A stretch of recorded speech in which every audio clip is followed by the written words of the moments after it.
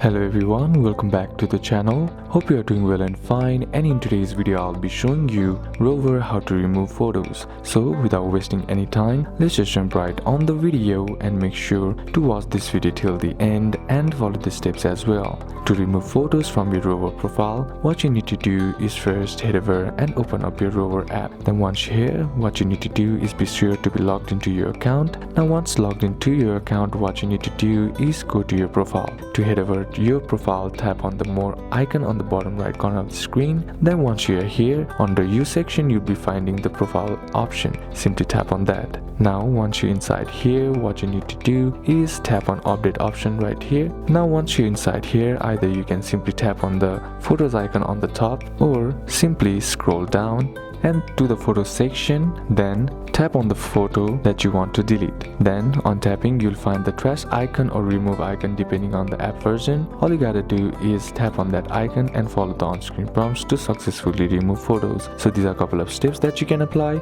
and that's it for today's video guys. Hope this video was useful to you. Leave a like if it did, comment down any questions that you have, and see you soon on the next one.